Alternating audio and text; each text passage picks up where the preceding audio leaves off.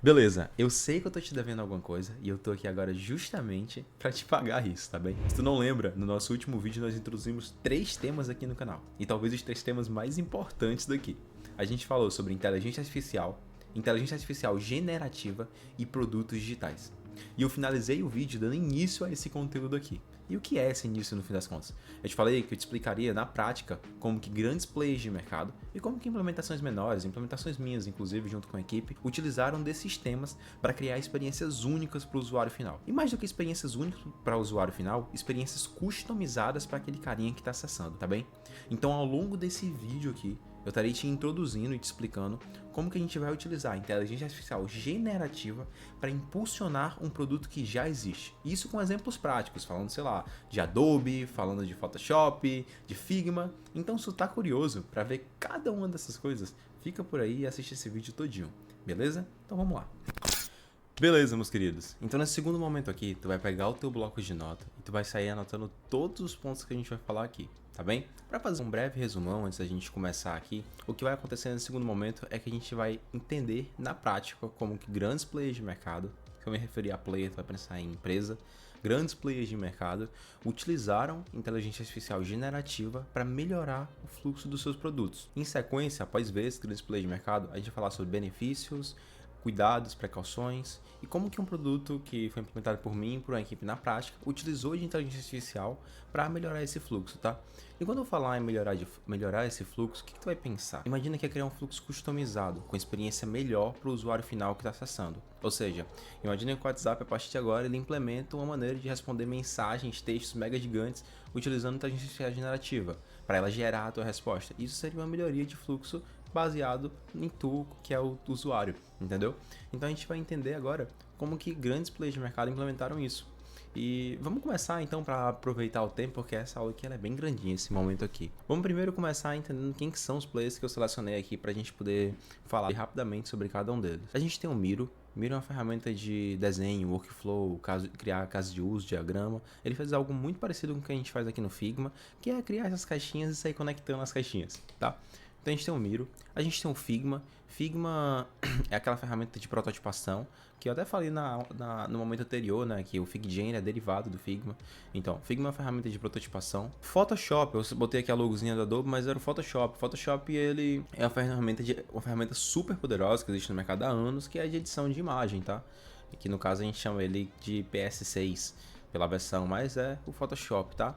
E o próprio LinkedIn, se tu ainda não conhece o LinkedIn é uma ferramenta, uma plataforma muito importante, muito famosa de gestão de perfil profissional, tá? É uma rede social de perfil profissional, ou seja, tu consegue encontrar vagas de emprego, consegue falar melhor sobre quem que tu é profissionalmente lá dentro, tá? Mas agora que a gente passou sobre cada uma delas, vamos aprofundar sobre como que cada uma melhorou o seu fluxo.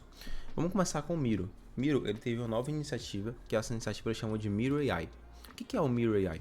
Ele pegou o que ele já possuía antes e entendeu, cara, o meu core business, o que é core business? Toda vez que eu falar core business, você vai pensar em o modelo principal daquele negócio. Ou seja, sei lá, o Figma, o modelo principal do Figma não é inteligência artificial. O modelo principal do Figma é criar protótipos interativos para o usuário final. Então, core business, que já é um termo diferente que a gente está vendo aqui agora, é o que define aquela empresa. É como que aquela empresa consegue sanar a dor dos seus clientes, tá? Então, isso é o core business e o Miro, o core business dele não era inteligência artificial. Era, como eu disse, montar diagramas, fluxos e casos de uso. Só que ele pensou, cara, e se a gente utilizasse de um dos conceitos de inteligência artificial generativa, aí tá pensar no momento anterior, onde eu falei de inteligência artificial e falei sobre complementação, e se a gente utilizasse a complementação da inteligência artificial para conseguir construir os nossos fluxos? E foi isso que ele fez aqui no Miro AI. Então o Miro AI, ele tá agora num beta, ainda nem tá disponível para todo mundo, mas ele já tem aqui todos os insights que ele teve e as melhorias que ele teve. Olha que legal, ó. Você consegue agora ele chama de expandir suas ideias. E o que é esse expandir suas ideias? Ele gera automaticamente fluxos ao longo a partir de uma caixinha utilizando inteligência artificial generativa, ou seja, complementação. Muito massa, né? O que mais que ele faz aqui? Vamos dar mais uma investigada. Ó, ele consegue transformar, bem entre aspas, né, mas transformar palavras em código, ou seja, ele pede para adicionar ali, adiciona uma meta tag da Google, aí ele vai lá e adiciona essa meta tag utilizando IA generativa, ou seja, tudo isso aqui foram maneiras que o Miro encontrou, a equipe do Miro encontrou para utilizar a IA generativa para complementar o fluxo e a usabilidade do seu aplicativo.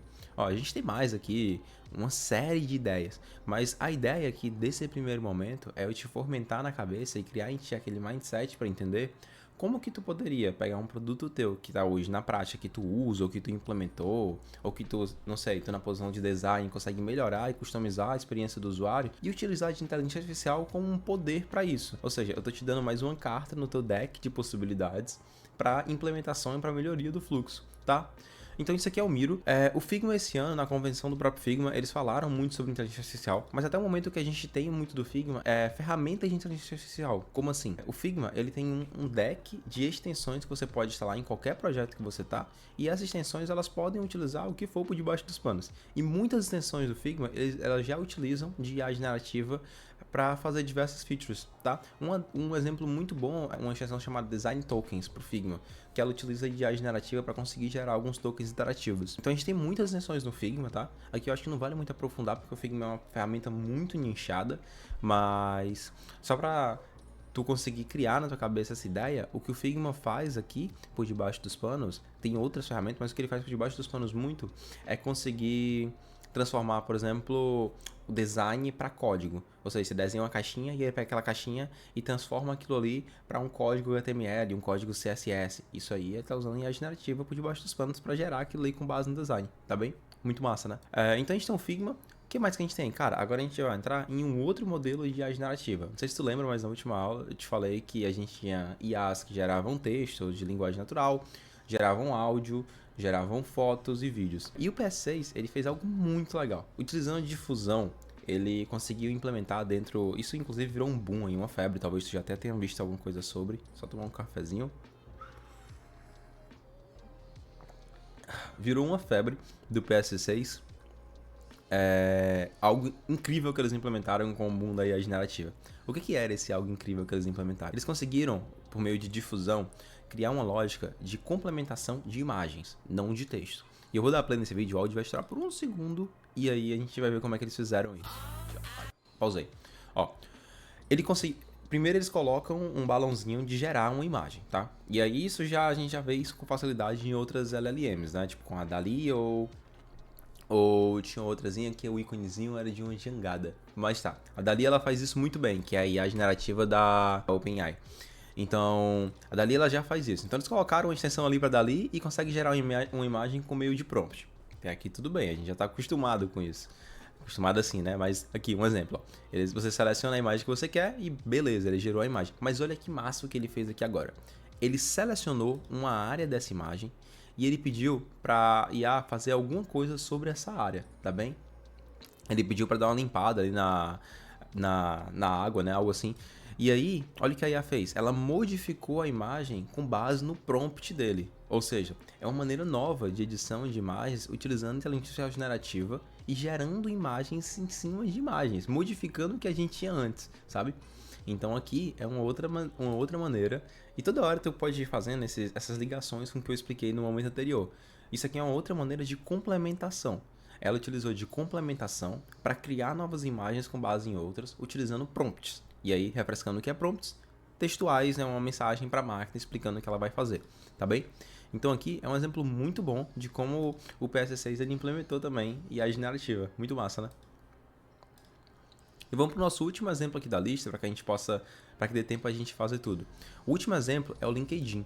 O LinkedIn ele implementou principalmente para usuários premium, porque sempre essas ferramentas são ligadas com alguma parte monetária, mas também tem algumas features para usuários normais, que não são premiums, mas o LinkedIn implementou para esses usuários premiums toda uma lógica e diversas funcionalidades que a gente possui agora conforme a gente vai navegando no LinkedIn para facilitar o fluxo do usuário. E quando eu falo facilitar, o que eu estou querendo dizer? Sabe? O que tu quer dizer com esse facilitar?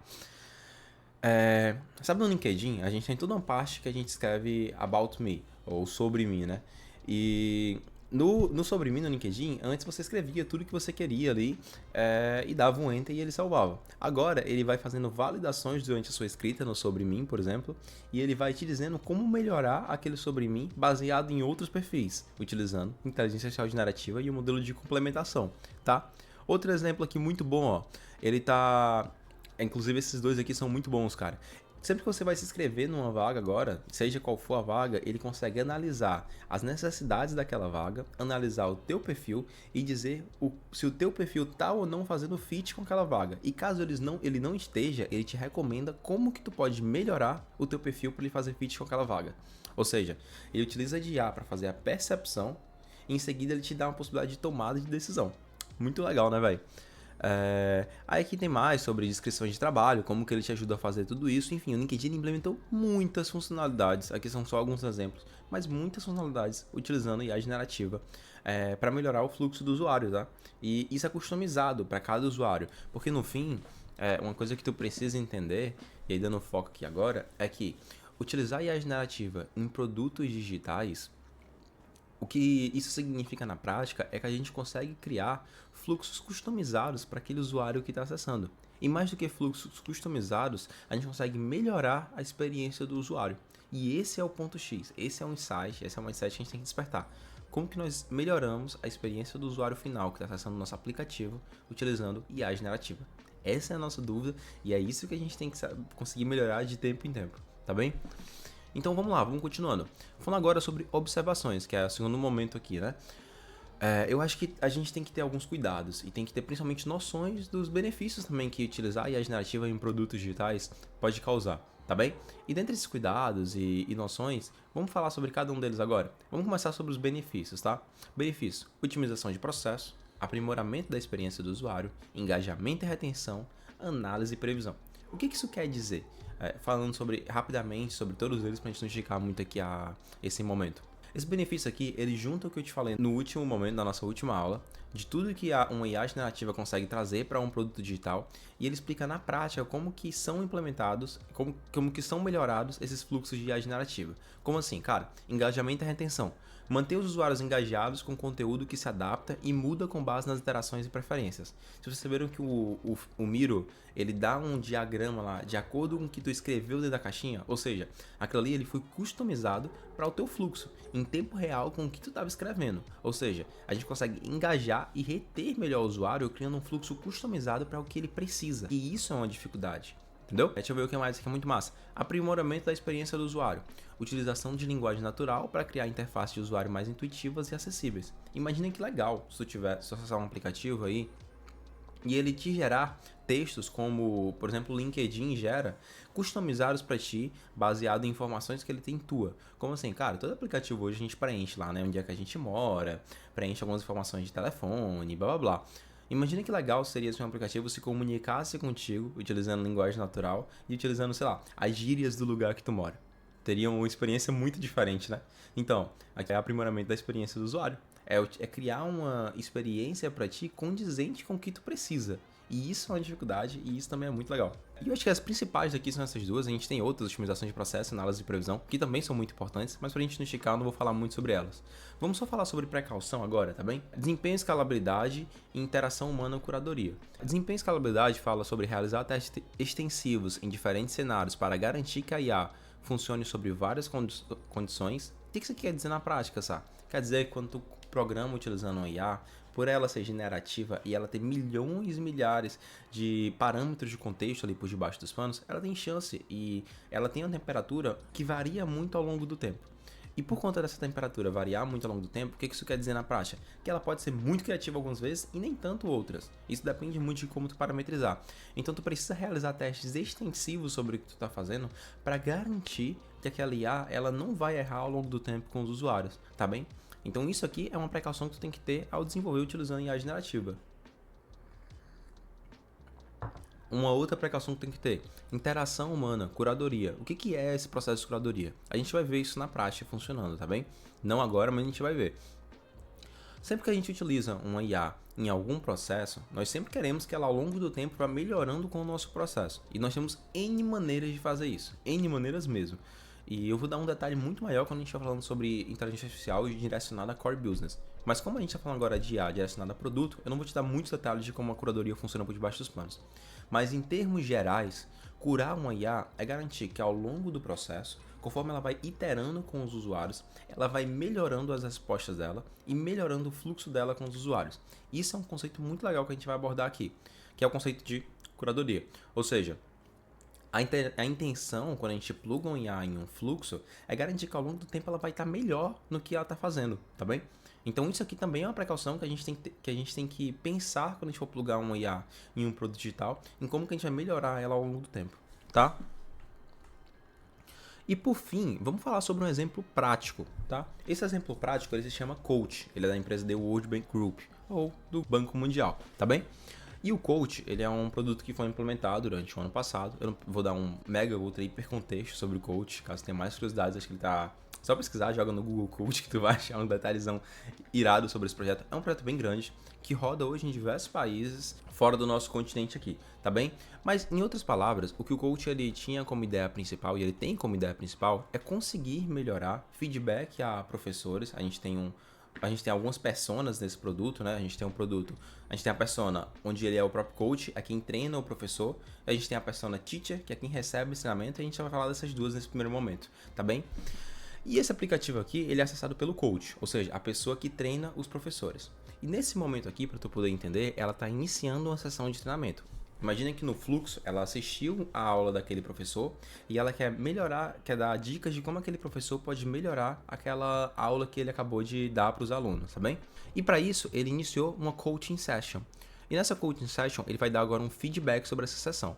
Ele falou numa tela anterior que a gente não tem nesse fluxo aqui, sobre cada um desses temas aqui, que a gente chama de competências, ou seja, Time Learning, Support Learning Environment. Ele julgou e deu uma nota para cada uma dessas questões aqui, ó, The Students are not working, The Teacher treats all students respectful, ou seja, o que isso aqui quer dizer? Tá muito em inglês, blá blá blá blá. Cara, ele pegou questões sobre aquele professor ali e avaliou cada uma daquelas questões ali, tá bem? Ou seja, ele falou que o professor ele usa uma linguagem positiva e deu uma nota 4 para ele. Depois que ele avaliou cada uma das questões, ele vai selecionar a que ele deu uma nota menor, ou a que ele melhor prefere, e vai dar um feedback para o professor baseado naquela questão. Ou seja, cara, nessa questão, na 2.3, eu quero dar um feedback pro meu professor e dizer como que ele pode melhorar esse quesito aqui, tá bem? E aí, o que ele fazia? Ele escrevia aqui um textozão, eu acredito que você pode melhorar assim, assim, assim, colocava algumas imagens e finalizava a code session. Depois, em um segundo momento, aquele professor ia receber esse feedback e ia entender como que o coach julga que ele pode melhorar nesse processo, tá bem? Então isso aqui era uma code session anterior, esse aqui é o fluxo total de uma code session. Vocês percebem que aqui a gente teria como utilizar IA generativa para melhorar esse fluxo, para complementar o fluxo, para ajudar na tomada de decisões? E foi o que a gente fez aqui nesse processo. Ao invés do usuário agora, do coach, ter que escolher qual que ele pode melhorar e ter que pensar sozinho em insights que ele pode dar para o professor final, o que a gente fez? Quando o coach ele termina a avaliação dele, a gente vai tomar uma decisão, utilizando a inteligência artificial generativa, de qual que é a questão e a competência que aquele coach precisa melhorar. Ou seja, a gente julgou que com base nas respostas do usuário e em vários outros parâmetros, a competência The Students are not working era a questão que o professor precisava melhorar. E a gente sugeriu essa questão aqui para o coach poder avaliar.